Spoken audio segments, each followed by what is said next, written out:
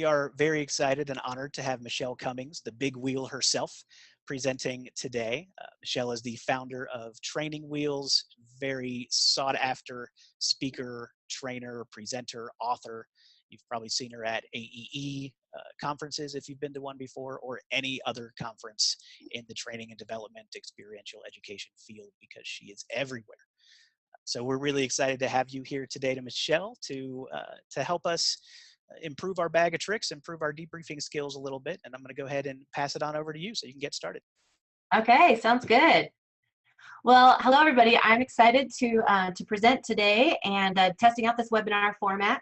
I'm going to run through our slide deck, and then you'll be able to see me a little bit in the through your video as well. And I got a few things that I'll show and tell in this area here as well. So I'm excited to get started.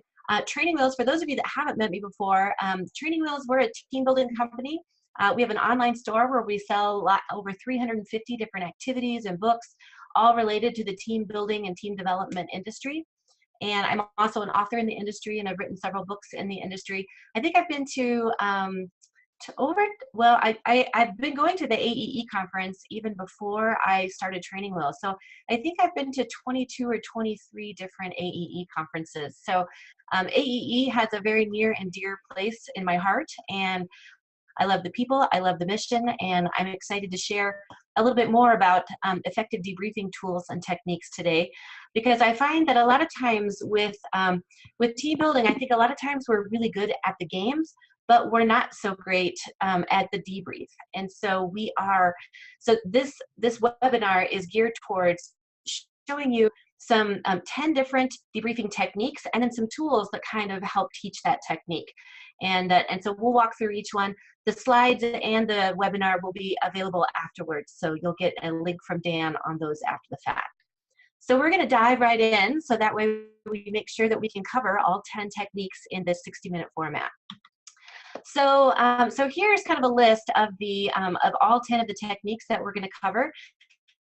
And I'm also going to kind of tell some stories about maybe ways that I use it with different audiences, whether it be in a outdoor setting, or whether it be with a corporate group, at an indoor boardroom, or whether it be with kids or things like that. So I know we have a wide variety of facilitation and facilitators out there on the webinar today. So I'll try to tell stories about a wide variety to try to hit a lot of different unique needs that are out there. So the first technique that we're going to talk about is actually what I call the sit and get technique. And the sit and get technique is just the traditional sharing circle.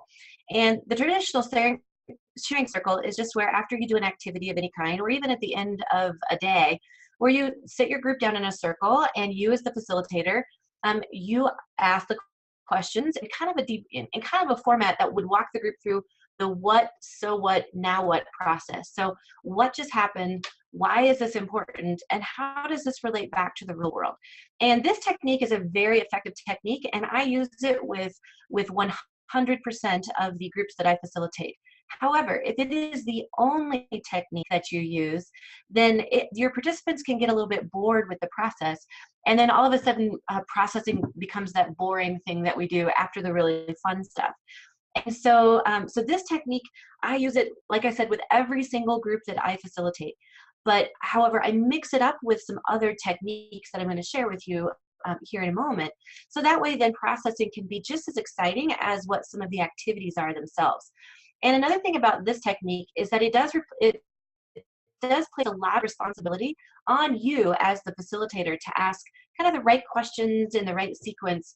And so, for newer facilitators, that can sometimes be very intimidating. And some of you may have even been guilty of maybe not debriefing an activity at the end, or at the end of the day, because maybe it's uncomfortable for you, or you're like, I don't know, I'm not very good at it, so I'm just not going to do it. So my challenge to you is to make sure that you leave time at the end of each activity, or at the end of each day, to leave time for the debrief, because the debriefing is where the magic happens, and that's where your teachable bits can really be brought to life with your participants. They can start to know what we're learning here back to the real world, and the whole purpose behind why it is what we're doing. So technique number 1 is the sit and get. Technique number 2 is what I call the pair and share, or pairing and sharing. And so, so with this element here, the technique of this, it gets two people together and talking one-on-one. And if you think about it, a lot of the icebreakers that we use in any of the workshops or any of the programs that we do, icebreakers they're kind of intended to warm your participants up to talking. So if you've ever sat your group down in a circle and say, okay, guys, let's talk about what just happened. And then you ask a question and then you get this. Silence and people just kind of looking around and nobody's sharing. It could be that maybe you haven't warmed your participants up to talking yet. And so the technique of pair and share, I use it with every single group that I do. And especially early on in my program, because one, I like everybody gets a chance to answer the question. And then two, it really does warm them up to sharing. And so, yeah, so everyone gets to talk through the questions. And in a traditional sit and get circle, then usually it's one person talking while everybody else is listening.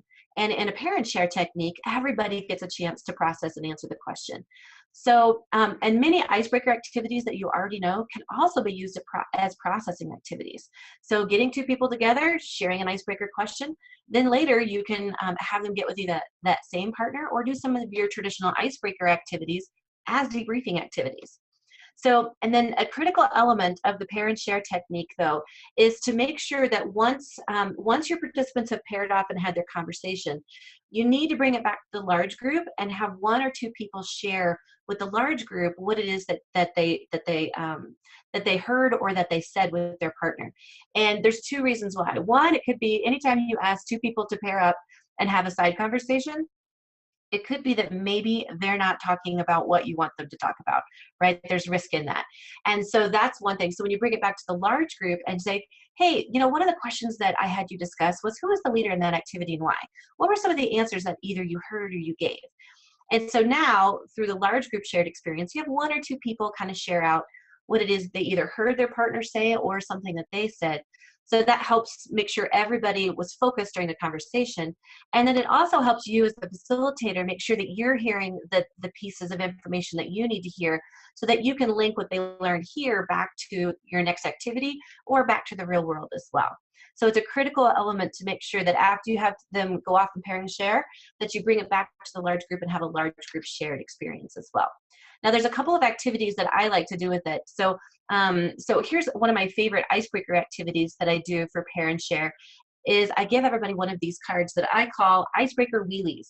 Now they're called wheelies because my company name is Training Wheels, and I'm a girl of metaphor. I'm the big wheel at Training Wheels, and so even my company name is one big metaphor. And so I chose the name Training Wheels for my company because I love that metaphor that you usually use training for just a little bit before you take that training wheel off and you make it your own. And that's kind of what all the work is that I do, whether it be through a webinar like this. I'm going to present a lot of information today, and it's up to you to take what you learn here and make it your own. So the icebreaker wheelies, I call them wheelies because if you think about when you're driving a car, it's your turn at the wheel. And I feel like it's kind of the same in conversation. There's times where you're going to be driving the conversation, and then there's times when your partner is going to be driving the conversation. And so, so with the icebreaker wheelies, what I give everybody a card and tell them to find a partner. And then I tell them to share the responses to their question card. So for instance, if I had this card here, what's one thing you are really good at doing? And then my partner would answer that question. And then they would ask me their question. And so here's another one. Describe your favorite way to spend a rainy Sunday. And so then then I would answer their question. And then after we're finished, then we would trade cards and then go find a new partner. So we're always asking and answering different questions. And so I find this is a fantastic icebreaker activity. And so I use it as an icebreaker intentionally at the beginning of my program because I have some debriefing questions that I want them to do the same thing with. And so one thing I like about this technique of pairing and sharing is that you can pre-print out all the questions that you might have asked in a traditional sharing circle, but print them out on cards, and now your participants kind of take on that role as the mini facilitator almost, if you will, to where they're asking each other the questions, and it's not, you don't have to come up with everything in the moment on the spot, where you can let a lot of the tools do the work for you. And so So the icebreaker exchange, I usually have them do 4 or 5 different questions with that one, and then they're getting an opportunity to meet and greet 4 or 5 different people in the room. So when I then go to debrief this, use this technique in this tool as a debriefing tool, I have a set of cards that I call debriefing wheelies. And so this one here, I've got 3 different colors of cards that walk the group through the what happened, the so what process, or why is this important, and then now what? How does this relate back to the real world? So what I did was I basically just took typical questions that I ask in each one of those phases, put them onto cards, and so then what I'll have the group do is the same thing that they did in the icebreaker exchange. Find a partner, share their responses to the question cards, and then trade cards, and then go find a new partner. So then that way everyone is, the participants are walking themselves through the what, so what, now what process, and you didn't even ask one question.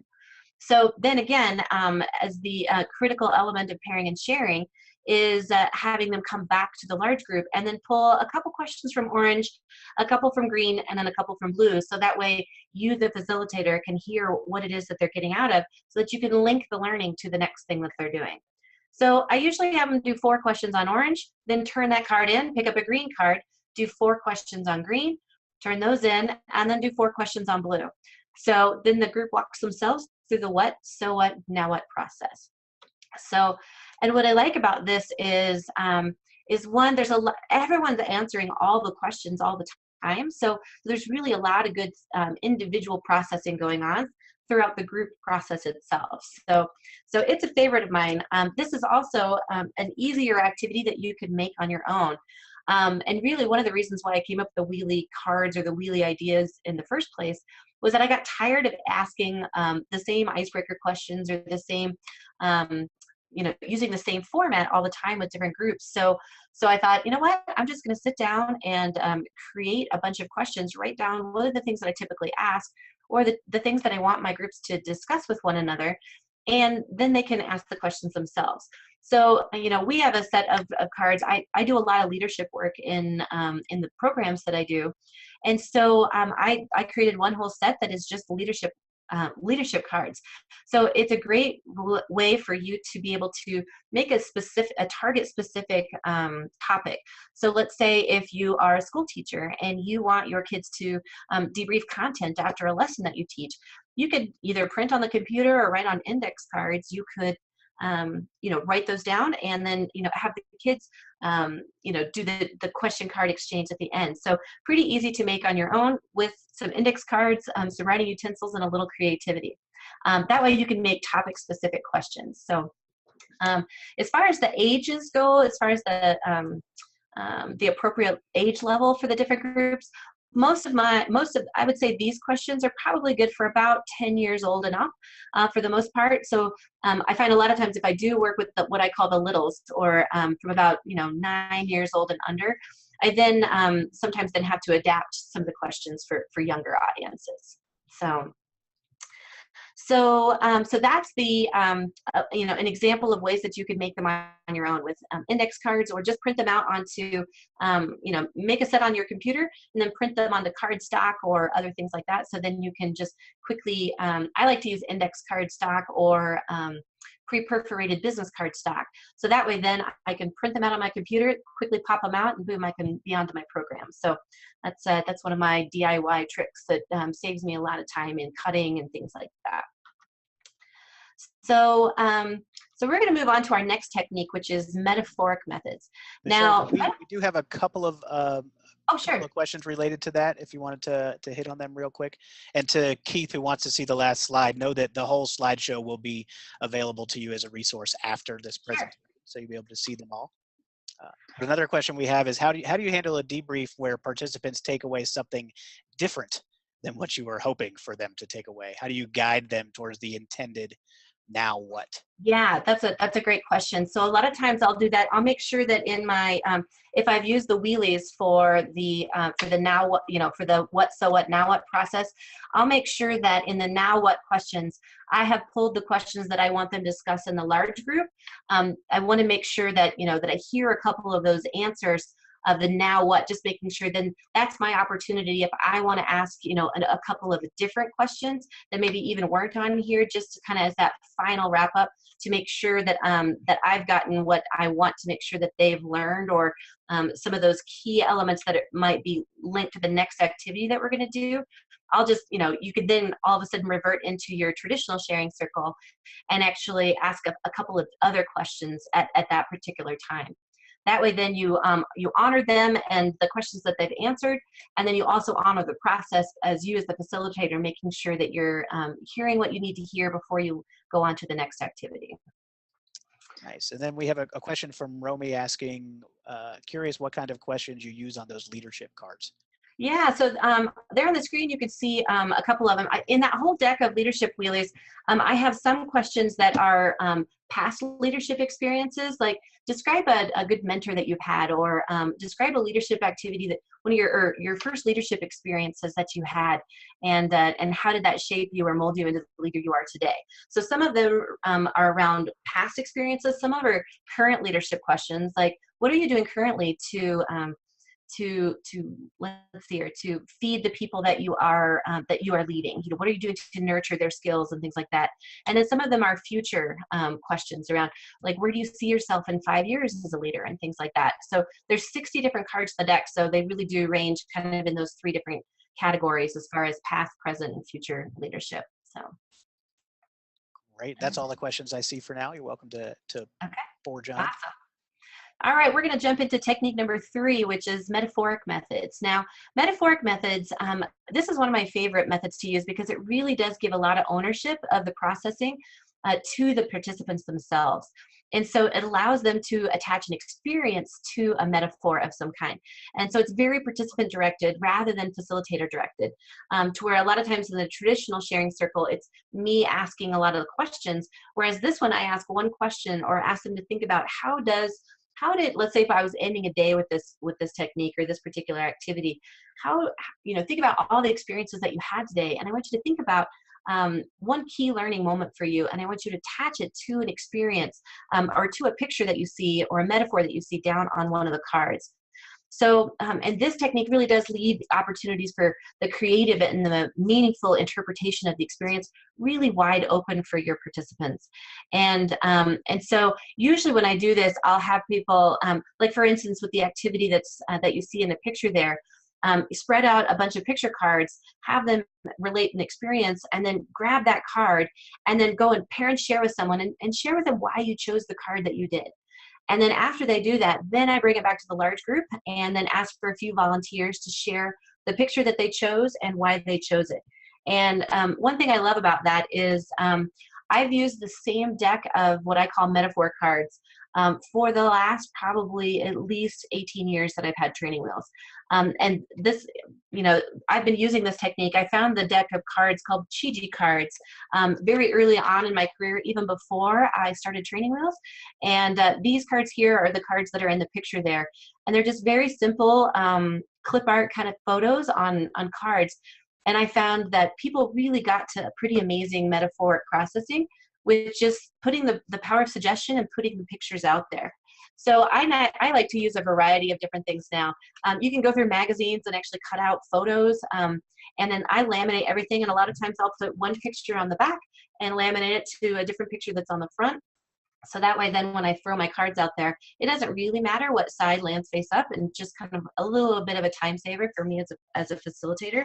And then I also, like, this is actually from a picture frame from IKEA that I bought a picture frame, and this was like the photo that was in it, and it's nice cardstock. So I just pulled it out and it became a part of my processing tool. So, you know, I mean, then you can actually like just find all kinds of different silly pictures, or just think about some different metaphors that you use on a really regular basis in your programs. And then you can even go to like Google Images and type in like iceberg or bullseye or something like this. And as long as you're not reselling anybody else's photography or images or things like that, then you know, that I've printed pictures and then throw them into my own personal facilitator bag, and then you've got a really nice collection of pictures of different sizes and colors and all that people can choose from.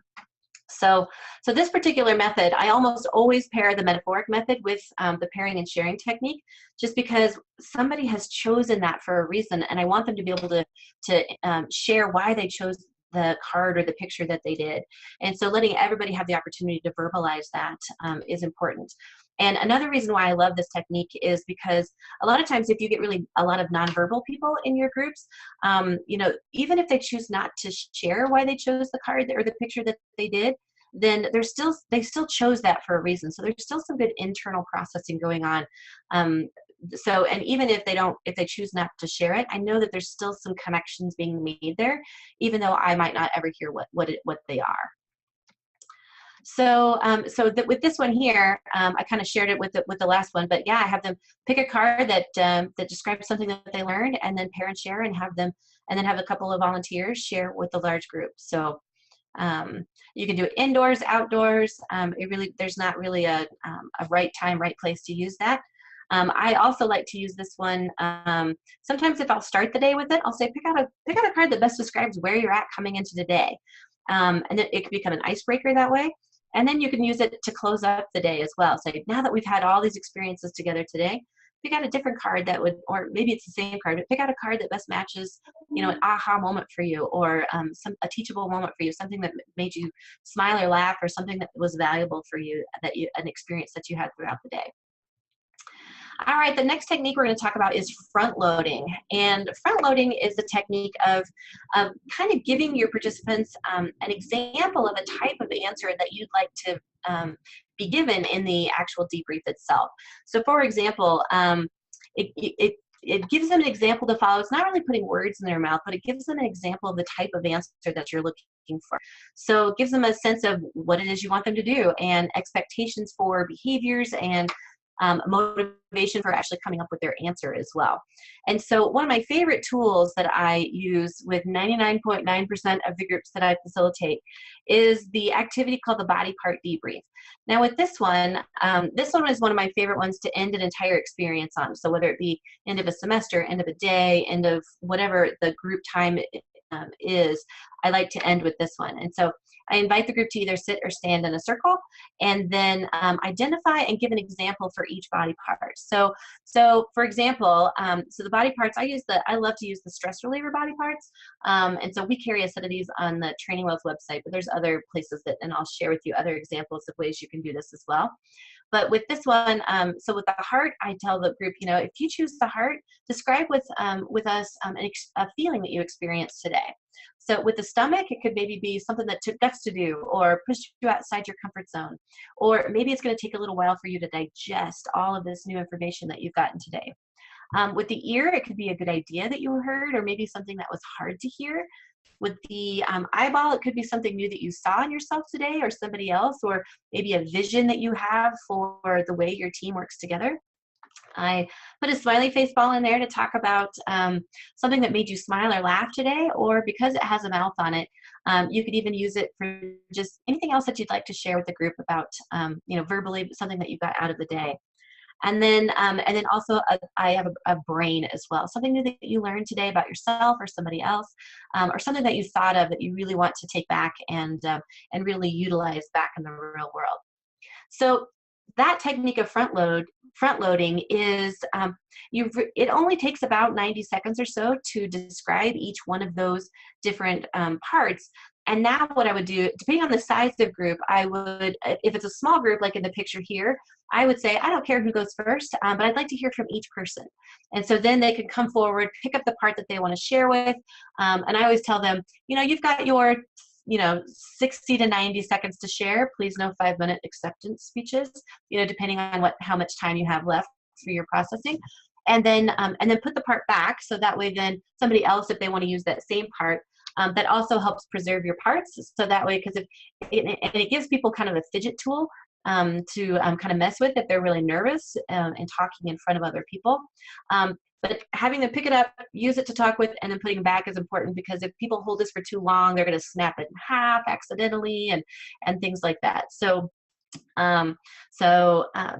So that's one reason. And so with a small group, I let everybody share. I've actually done this with a really large group as well. And so if I do it with a really large group, the tool itself, I still front load it, and then I'll say, turn to a partner and share with them which part it is that you would choose. And then again, being the technique of pairing and sharing, bring it back to the large group and say, hey, can we hear a couple of examples of from one or two people of why you chose, which part you chose and why. So I've done that with even a group of 100 people, and all standing in one big circle. And again, everybody gets a chance to process, and then you as the facilitator hear from 2 or 3 people at the end. I one time keynoted a conference that had 5,000 people at the conference itself. So what I did and I really wanted them to process their experience that they had with that. And so what I did with that was I just went and I made pieces of paper, and I typed into Google Images and an anatomical eye, and it brought up all these photos of anatomical eyeballs. And so I would put that on a piece of paper, and then I printed the question right out underneath it that said, describe a vision that you have, or something new you saw in yourself, or a new activity that you saw that you really want to take back and use back in your organization. And then I printed off multiples of each one of the different parts that I had shown them or had front loaded with them, and then had them just all over this giant ballroom. And then I just said, pair and share with somebody, and just walk to 1 or 2 of the different pages that you see on the floor, and then share your responses to the questions that you see there. So it's a great one that you can use with really large groups or really small groups. You can use it one-on-one. And it is literally my favorite tool, and I really do use it with 99.9% of the groups that I facilitate, because A, most everybody has all those parts, and B, they understand the metaphor of what it does. So even with kids as young as 3 and 4 years old, I've used this tool with. However, I don't put out all 7 parts or anything like that at a time. I just use one at a time for the much younger audiences. And I generally use more of the external parts. That's a little bit easier for them to understand. That usually from a very early age, we talk about putting our listening ears on and things like that. So, I talk about things that you've heard or what's something new that you saw today, or give a hand to somebody for a job well done, things like that. So anyway, so that's the technique of front loading with the body part debrief. Now, obviously, that's a metaphoric tool, and so you can see how a lot of these different techniques you can kind of layer on top. It's a metaphoric tool, it's front loading, and I did pair and share all at the same time. So you can see that the techniques themselves you can layer, and really the more you mix up the techniques, it actually makes it more interesting for your participants as well. And then processing doesn't become that boring thing that we do after all the fun stuff. So. All right, we're going to move on to our next technique, which is... One more question real quick. Someone just wanted you to go back and remind us what it is that the heart is representing when we're trying to ask one of those questions. The heart could be a feeling that you experience throughout the day. So, and I find, I remember one time I used this with the heart, and there was one person that really you could tell maybe wasn't as well liked by some of the other participants, and she was able to choose the heart at the end, and she told me later that she really felt like I created a safe environment by putting the heart out there and front loading and saying, you can share your feelings, share a feeling with the group that you had today. And by stating that and actually being able to talk about my feelings kind of through the metaphor of the part helps create a safer environment for her to be able to share. So I always like to use that metaphor with the heart. You could also use something that you took to heart today or anything like that. So get creative about the metaphor itself, and think about, another thing I love about this technique is that people will also, I give my examples for the 7 or so parts that I use, and then I love to see people get creative. Like they'll try to use a metaphor that I didn't talk about in the front loading piece of it. So again, you'll see the creativity start to come out in your participants, with them really trying to own the process and get creative with it themselves. All right, the next technique we're going to talk about is intervention tools. Now, intervention tools, these are tools when you need to stop and have a harder conversation with an individual or group. I used to do a lot of counseling, group counseling with kind of some troubled kids groups and things like that. And I found myself always using this metaphor of the stoplight. And so the stoplight metaphor, there's 3 colors on a stoplight. And so I use them for the, with the green, what are behaviors that I'm doing well? With the yellow could be what are things behaviors I need to be careful of? And with red, what are things I need to stop doing? So, and what I love about stoplights is that literally a stoplight can be anything you want it to be. So tennis balls are conveniently sold in sets of 3. And so I just took a permanent marker to 2 of these, and voila, it gave me an instant stoplight. And so what I like about that then is that I can get out the different colors, and I can have a targeted conversation with a group about any one of these things. So red, what's something I need to stop doing? Yellow, what's something I need to be careful of? And green, what's something I'm doing really well that I need to continue doing? My kids are a little bit older now. They're now teenagers, and so we are out of this phase of Lego.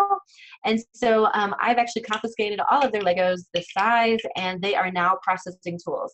And so I also like tools that you can kind of break apart with one another, because now I can have a targeted conversation with each one of the colors. So back when I used to do more group work, and I worked in residential treatment with kids, then I would use this metaphor and say, you know what, today you guys, we're going to utilize this metaphor of a stoplight all day long.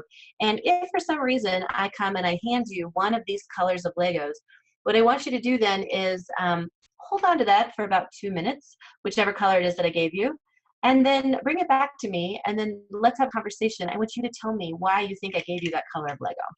So what I loved about that is because now again, it allows for a little bit of self-reflection on that part of your participant.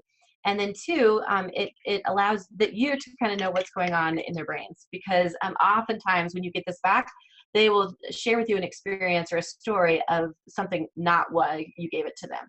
And so what I love about that is like, okay, that's what's going on behind the scenes. So, so it really did give me some great insight into my participants. And then for your expeditionary groups, and again, stoplights can be whatever you want it to be. So pony beads on a little key splitter ring, put them onto your shoelaces if you're doing a backpacking trip or anything like that. And then you have an instant stoplight with you wherever you are.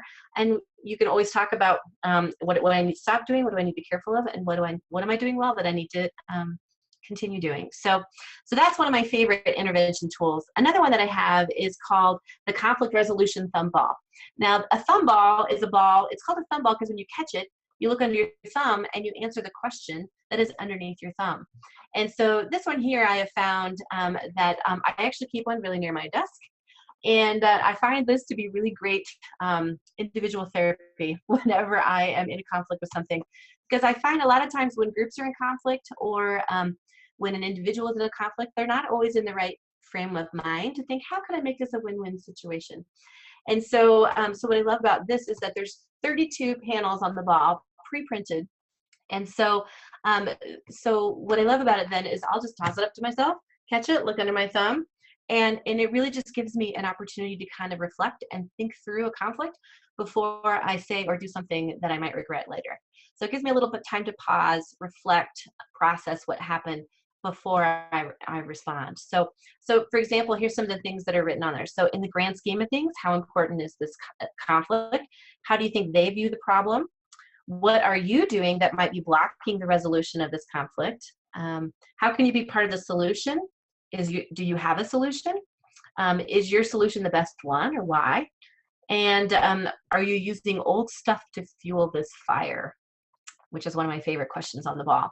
So, so again, I keep one of this. I keep this literally right here next to my desk, and then you get that email in. You're like, oh, instead of typing back in all caps or whatever, then you're like, you know what? I'm going to go into the ball, and then I just kind of sit here and kind of self-reflect a little bit. So when I'm using it with groups, again, it's just a great way for them to kind of think about and process through stuff before, you know, or during the actual conflict itself.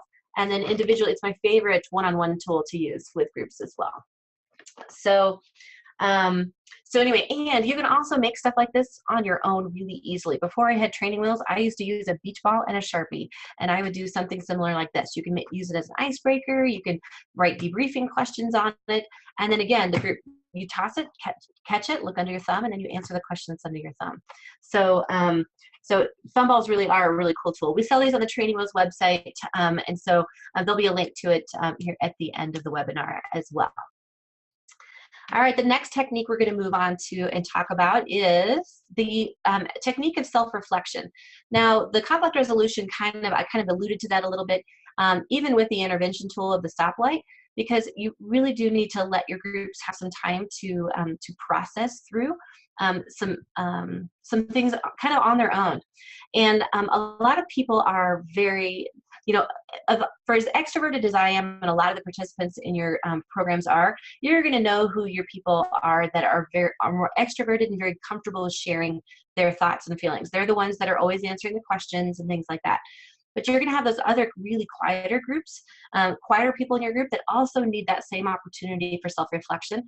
And their learning style is just very different than maybe yours or the more talkative people in your group.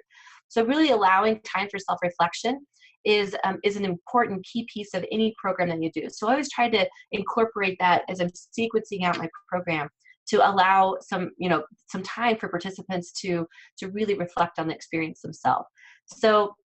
So one of the activities that I like to do with this is called the Human Continuum. And this activity uses a deck of cards called the Pocket Processor. And the Pocket Processor is a deck of cards that has the yin and the yang symbol on them. And on the yin and the yang, there is two sides to each card, and one side of the card says one thing, and the other side of the card says the other. And so I always like to bring up the aspect that the metaphor of the yin and the yang means that you've got balance between two things. It doesn't mean that you have a right or a wrong or a positive and a negative. It means you've got balance between two things. So this is a great one to do in a large group setting, but still allow for self-reflection at the same time. So the picture at the bottom of the screen here is actually at an AEE conference, and that's me facilitating right here. I am probably standing on chairs. If you do this with a really large group, everyone kind of needs to be able to see you a little bit. But what I like to do is put a line down the center of the room. There's probably a rope, there it is right there, a rope on the floor. And I always tell people to come and stand on or near the center of the line. And I tell them the line down the center of the room is kind of going to represent the line down the center of the yin and the yang card. And so what I'm going to do is read off both sides of the card. And I want you to vote with your feet and place yourself on which side of the card that you best see yourself on. So, so for instance, this card here, I'm a self-motivated person, or I'm more motivated by others. So first I would decide which side of the line best suits me or best fits me. And then to what degree. So if I make the center line have a value of 0, and then out to the walls on either side go from 0 to 1, 2, 3 in degrees of severity, then I'm going to vote with my feet and place myself. If I feel like I'm a 1 or I'm a little bit on this side of the line, I bet me a little bit more, and then against the wall would be like, oh my gosh, that is so me. And that behavior, my preferred behavior style, and that is really extreme. And so then I just ask them to vote with their feet. And then after everyone has placed themselves, I have them turn and look and see where others have placed themselves. So it's a great team activity because you can get to know others in your group, but it's also a great self-reflection activity because a lot of times we don't really ask ourselves these questions. And so I usually pull 7 or 8 different questions from the deck, and then it really allows for some good self-discovery as well as some good data collection of how the other people that you work with on your teams, how they see themselves. And so, so this one here, I think works really well with both your extroverts and your introverts, because again, with the self-reflection piece, you're still in a group, but there's not really talking involved. And sometimes I'll say, turn and look and see where other people have placed themselves, and what kind of information does that give you about your working relationship with them. So again, there's some good internal reflection going on, and yet they're still interacting in a large group, even though we're not really saying much. So here's a couple of the other ones that I like to use. When you show up to work every day, are you one that you want no surprises, or do you welcome the unexpected? And then I have them separate. And so what I like about that, and say, and especially if you end up with a group that has really, if you're imbalanced, like let's say everybody was on the welcome the unexpected. It's like, okay, that's great. That's a strength that we have of our team. But because we're missing this other side here of want no surprises, what might be a watch out area for us as a group? Or for those of us that want no surprises, doesn't mean that we can't deal with the unexpected. It's just maybe not our go-to, what we would prefer. And so therefore, when things do pop up, I'm going to be a little bit more stressed out than what some of the other people might be that place themselves on the welcome unexpected.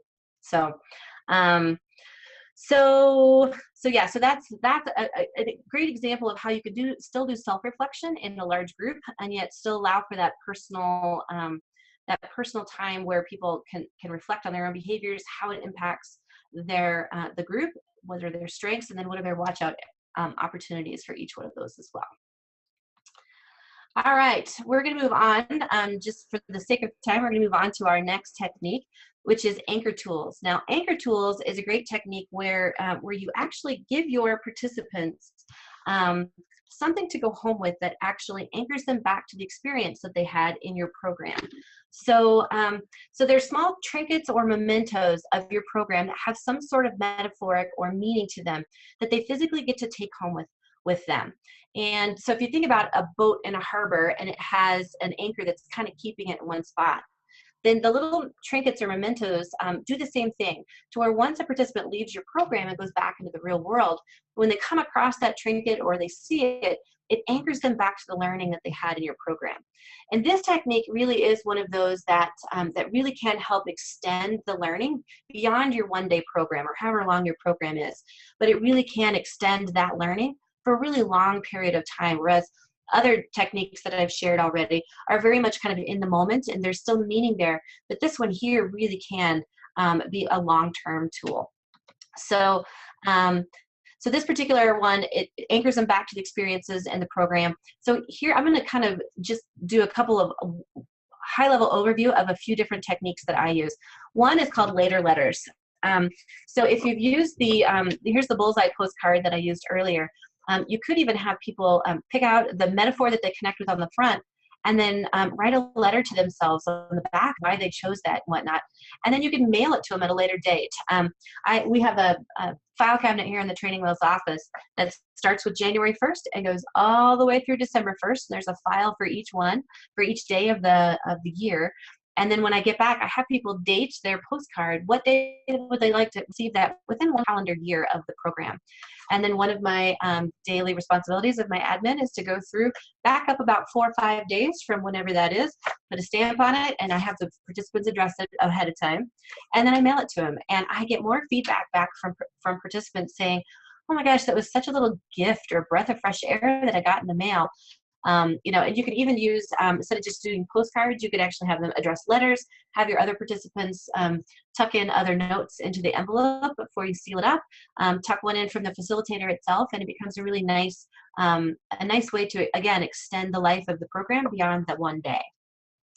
So that's one example.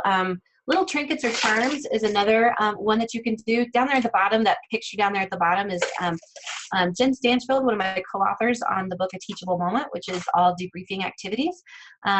She came up with this little tin of trinkets and charms that kind of like works like the metaphor tools or metaphoric cards, but they're little trinkets and charms. In fact, I wear a canoe around my neck every day of my life because it became a really powerful metaphor for me.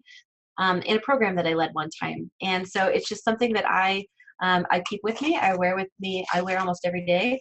And I've, you know, for some of the girl programs that I used to do, I'd have them make jewelry and things like that and had them first attach an experience to the metaphor of the charm they chose.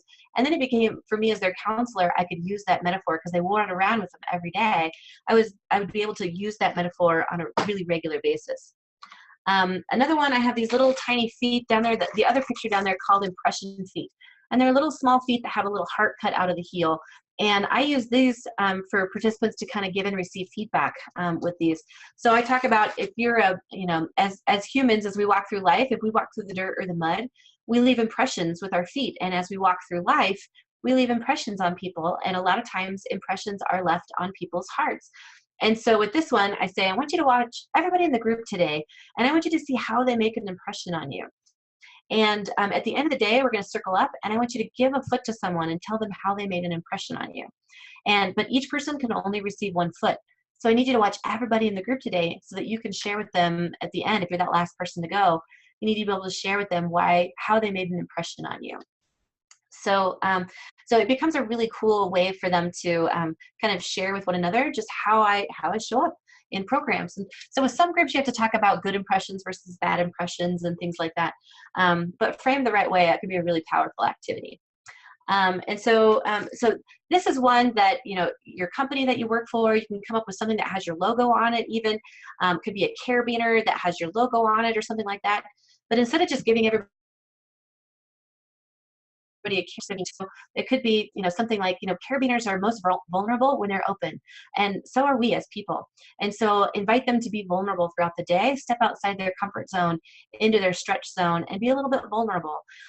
So again, attaching some sort of metaphor or meaning to the actual trinket itself, and then that will actually help.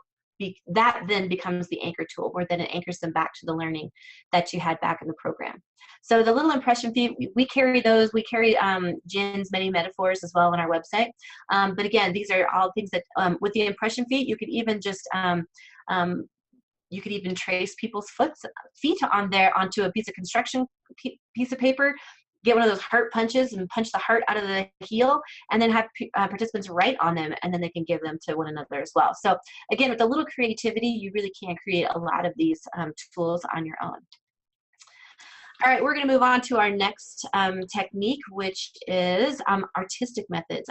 These are methods that really do allow participants to have creative freedom to express their learning through different mediums, whether it be through music or through art, videography. With the digital world that we live in, it really, there's lots of opportunities for us to be able to utilize those mediums into some of our processing.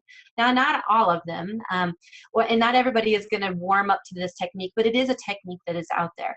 So I have found that in a lot of my work that there are 3 things that will really push people outside their comfort zone: math, art, and singing. And if you think about, a lot of those are kind of more artistic. Math is definitely one of those that is more of a skill. And so for some people, they're going to be super jazzed. Oh, yeah, I'm good at math. Other people are like, ooh, I have other gifts, right? And so math, art, whether it be artistic, like whether it be drawing, or whether it be through artistic methods like drumming or anything like that. And then music, whether it be singing or drumming or anything like that. I think, or I don't have research to back this up, but I personally think that we make up our minds very early on about ourselves, whether we're good at those things. And I really feel like that happens about 2nd or 3rd grade, that we kind of decide for ourselves whether you're good at math, whether you're good at art, or whether you're good at singing.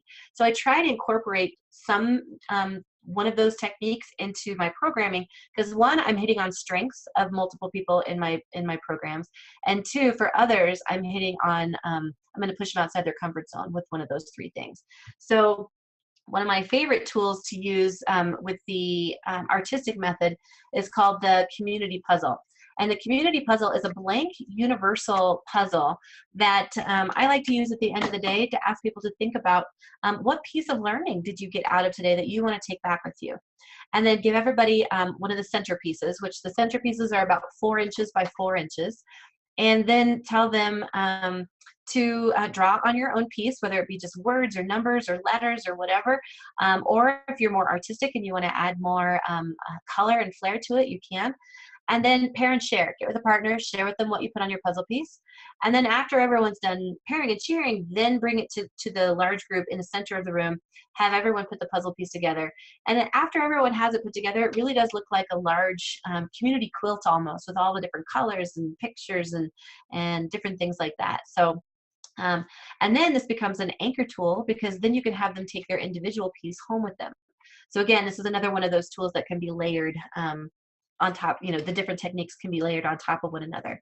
Now, it's called the universal puzzle because all of the centerpieces are A, the exact same size and the exact same piece, and B, they all connect together. So you can have as large of a puzzle as you want, or as small as a puzzle you want. So let's say you have 37 people in your program. You can get a puzzle that would be exactly 37 pieces, and use the 37 centerpieces. And then the border pieces themselves, I sometimes use those. You can either color them in with the, with the logo, color of the school or color of the organization or something like that.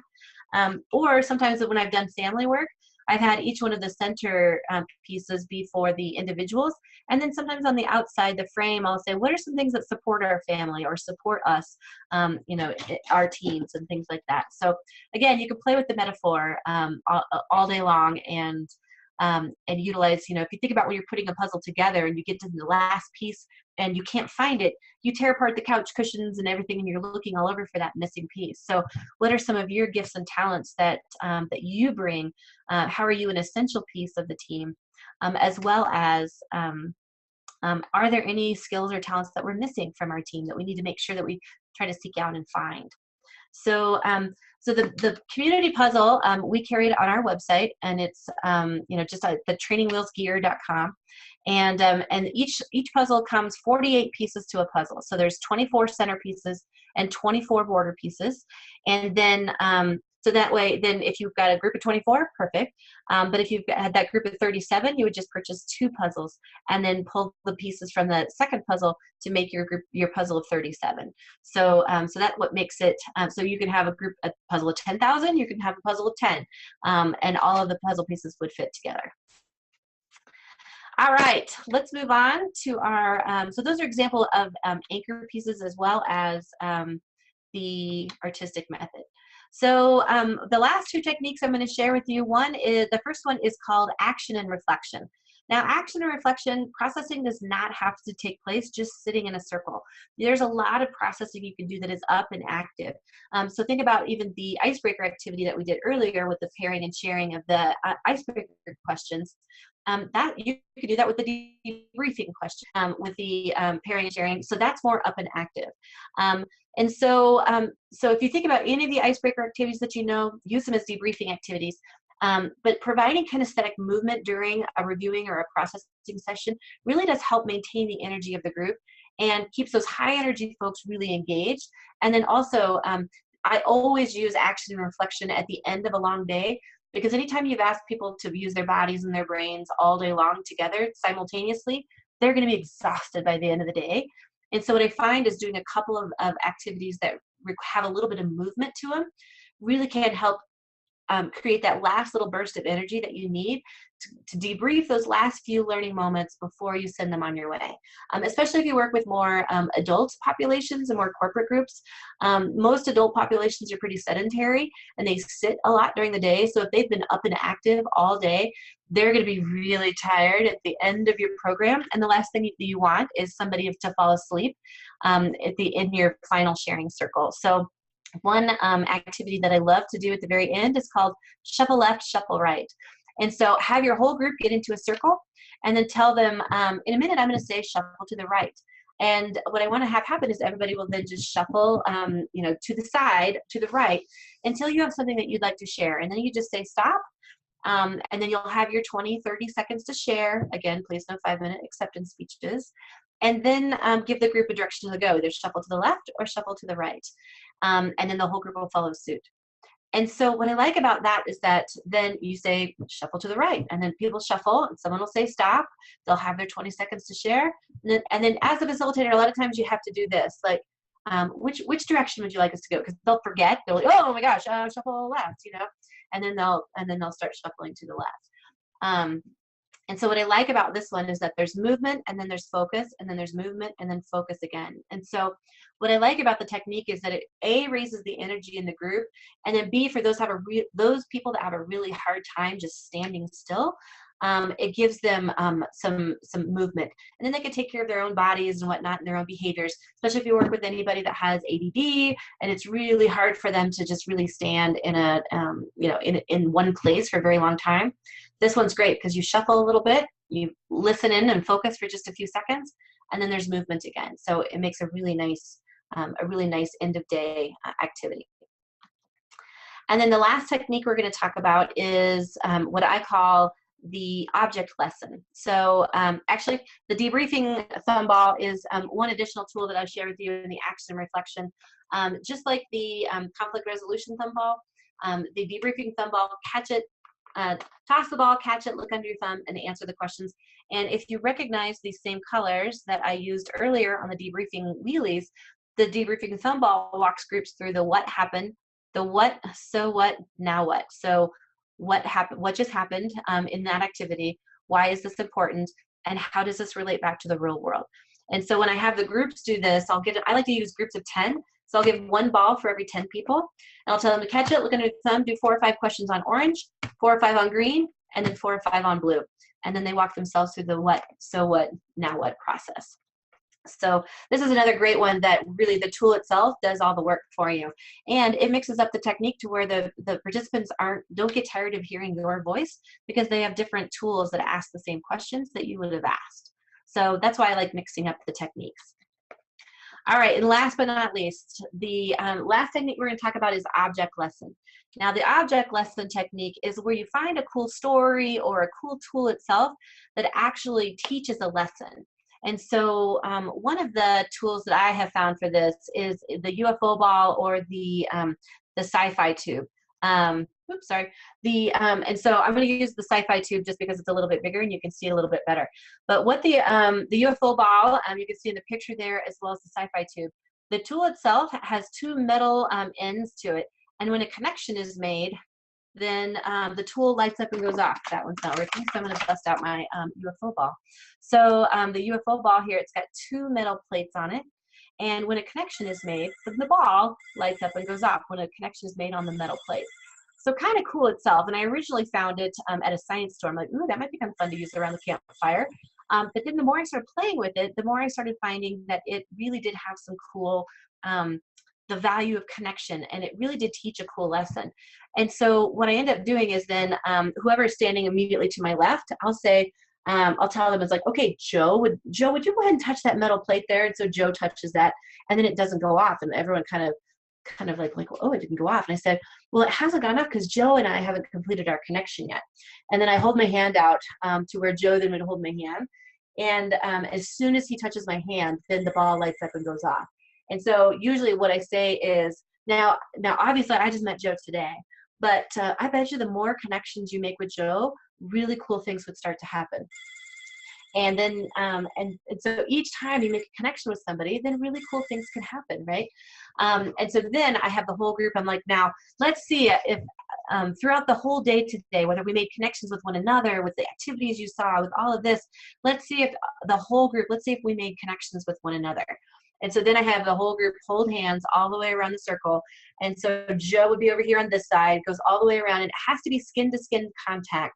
And then as soon as you hold hands with the person next to you, then the ball will light up and go off. And so the tool itself creates that really cool aha thing at the end. Everyone's like, oh my gosh, that's so amazing. It was so awesome.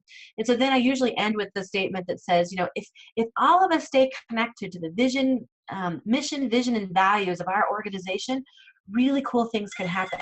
But if somebody disconnects from it, it has an effect on everybody else in the group. And so, you know, so the object lesson technique itself is when you find that tool or a cool story or something that kind of teaches the lesson, that leaves them with this little aha right before they leave the program. So this one's my favorite to use with this. Another thing that's really cool about this is that because water is a conductor of electricity, that sometimes if you get a cup of water and you stick your finger in the water and then the person next to you sticks their finger in the water, because water is a conductor of electricity, if everyone else is holding hand to hand and you put your finger in the water, the ball will still light up and go off. And what I love about that is that then I say, you know, we can have connections with people clear across the ocean. And even though I might not ever meet them face to face or see them face to face, then I can still have connections with people, even though I don't necessarily see them live and in person. And so it's a cool tool itself. Other object lessons that I've found is another, you know, just a couple of stories that I've used, you know, lessons from a tree, lessons from a snowflake, things like that, to where it's just kind of a metaphoric story that at the very end, that really does kind of teach a lesson. So those are the 10 different techniques for processing. And I know we kind of rushed through all of those a lot, but again, you'll get the slide deck and everything from the presentation, and feel free to reach out to me and ask me any other questions as well. And we'll take a couple questions here from the group as well. Dan, what were some of the other questions that were asked that maybe we did not get to? Will do. Let me scroll back up. I think starting back when we were talking about conflict resolution. Okay. One question that came up was, and I think this is a great question in general with conflict resolution, about whether you have people answer those questions out loud in the group or if it's sort of an internal processing or maybe a Sure. So more probably with the conflict resolution Thumball, probably where this one came up. This one here, it kind of depends on how you frame it. I've used it both ways. You know, if they answered out loud, so if I'm working one-on-one with somebody and I'm working through a conflict with them, I'll have them randomly throw the ball, catch it, announce whatever the question is, give them a little time to self-reflect, and then share the answer with me. If it's in a group setting, it depends on if it's been a group conflict, then I think it's appropriate for them to process it out loud. I also have a set of conflict resolution wheelies as well that have 60 different questions to ask yourself or others around conflict as well. So again, you can see there's that one using the wheelie example. You can use topic-specific questions to either ask yourself or others, or let them process in the group. So I don't think there's one right answer. I think it's kind of a up to you as the facilitator, which is the right one, but you can use it both ways. Nice. A question from Allison about which of these tools do you feel lend themselves best to virtual interactions, as that's becoming more and more popular these days? What do you think translates best to virtual facilitation?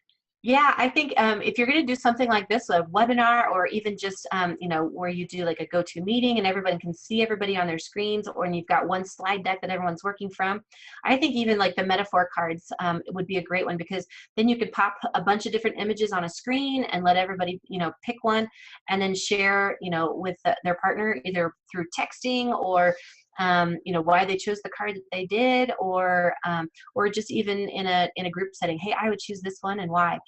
You could even do like body parts with that and just have pictures of the body parts up on the screen, rather than actually having the actual props themselves in the hands. So you could even like take your questions from your debriefing questions, and again, instead of having them on cards, you could populate them on a screen. So or in a text or something like that. So I think the Metaphoric tools, that method would probably be a really good one for virtual, as well as the pairing and sharing. I think you could do that one virtually pretty well. And then if you're doing it through, live screen like this, you could still have people come back, or even have a side conversation with somebody that maybe they've got 2 people, but they've got a team of people in other areas. And then come back to the large group and have them share with the large group 1 or 2 of the answers that they heard. Nice. Yeah, a lot of these web meeting functions or platforms have been introducing the breakout room functionality, so you can really do pair and share. And Yeah, you really could. Depending on how large your group is, you can have 2 and 2 go into 30 different little rooms and then come back. Yeah, very good. Interesting Cool. territory. So another question here asks about activities that are that best support introverts, since a lot of this stuff tends to maybe lean extrovert in terms of who's attracted to that style, that technique. Can you speak to which are the best for introverts? Sure. For introverts, pairing and sharing is a dream for introverts, because a lot of times when you ask questions in a large circle, your introverts are never going to be your first people that speak up, but you still want them to do some processing, right? So, and introverts generally, they will talk one-on-one really well, and that's more of their comfort zone than they will in a large group. So pairing and sharing is absolutely one that I do all the time, that really feeds the introverted spirit as well as the extroverted spirit. And then I guarantee you, when you turn back to the group and say, which technique, can I have examples from 1 or 2 people, share out what they heard, your extroverts are going to be the ones that share and not your introverts. But what I also like about that technique that I didn't mention earlier on was, as the facilitator, I can now call on people, anybody that I want, because they've already practiced their answer. So rather than asking someone and they just like give you the deer in the headlights look, they should be able to share with you either their answer or the answer that their partner gave. And I like giving them that option. Either what was an example that you heard your partner say, or something that you shared. So that way, then if I don't want to share my own stuff and my own feelings, I can share something that I heard, and I'm still honoring the group process and honoring me as a facilitator by actually answering the question that I asked them as well. Nice, thanks for that. Yeah. Another one from Morgan. Morgan asks, how do you address reflection fatigue from your participants? Reflection fatigue. Well, if you've been getting a lot of the, oh God, now we have to process this. I'm going to guess that your participants are really bored with processing, and I'm going to guess that you've probably only been using 1 or 2 techniques. And so of the different ones that I just mentioned today of the 10.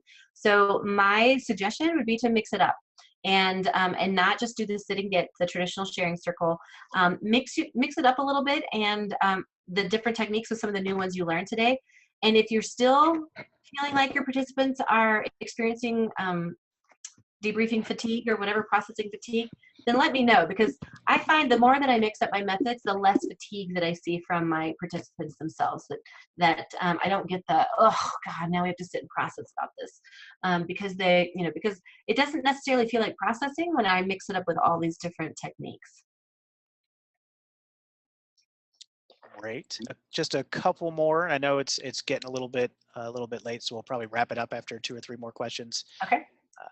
Somebody's asking how they might need to call you for individual consulting on this, but how to bring a team of all female staff with differing personalities. All of them work really hard, but not really hard together. Any Gotcha. quick thoughts on how you bring that team together? I would highly recommend the pocket processor activity that I recommended, the human continuum one, because that is one where now I can see, especially what I love about that one is you can see who the people are on your team that have the very extreme differences in their behaviors. And I always love to point out, like, just because you're way over here doesn't make this person's behaviors wrong, just makes it different than yours. And like one of the questions on those cards, like, do I avoid conflict or do I confront conflict? And so if your closest coworker is an extreme 3 opposite than what you are, then I encourage them, like, let's meet in the middle and have a conversation around how we're going to work together when conflict comes up. Because it's not if it comes up, it's when it comes up. Because despite how many of us feel about conflict's not always a bad thing. There can actually be a lot of growth and learning through conflict. And so that's one of my favorites. I have a couple of clients that I work with that I work with really regularly.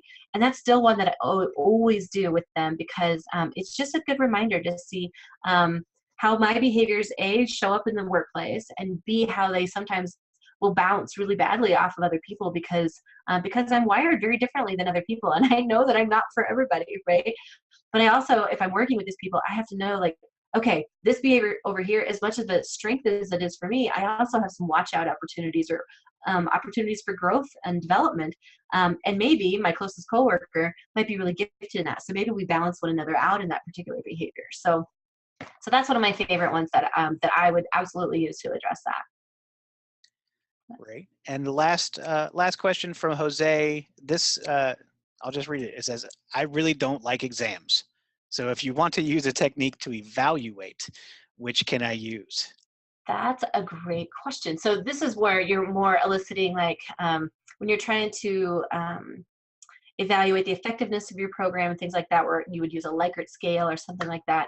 That's a really good question. Outside of if you really are looking for the percentages of learning and things like that, then you almost have to do some sort of exam. Doesn't necessarily have to be a fill in the blank exam. There's actually a lot of good mobile tools that will help with that, to where you can pop up the questions right on their phones. They can download an app, and then you pre-populate it with your actual questions, and then they rate it from 1 to 5, or different things like that, which is still kind of an exam, but using it through a different medium, it doesn't actually feel as exam-y as what that one is. So I do have one person that uses journaling as kind of like a final exam, where they kind of write. This is more in a high school setting, where they have this group of kids for 9 months of the year, and so they basically have them fill out their own personal journal throughout the whole school year, and then part of their final at the very end is actually writing down what are the key lessons that I learned. So again, it allows for that more self-reflection time, and it still gives you something to look at and evaluate how much they felt that they grew throughout the school year itself. Great. And I think that's about all of our questions. So I just want to take a moment to thank you so much for being here, Michelle, and thank everybody who's still hanging on, even though it's a few minutes past the hour now. You are such a bridge between the huge variety of organizations and types of programs that practice experiential education. So it's so helpful to have your insight and your thought. And what I really appreciate about this particular presentation is you've really come in kind of guns blazing with, here is a lot of content for you all to digest.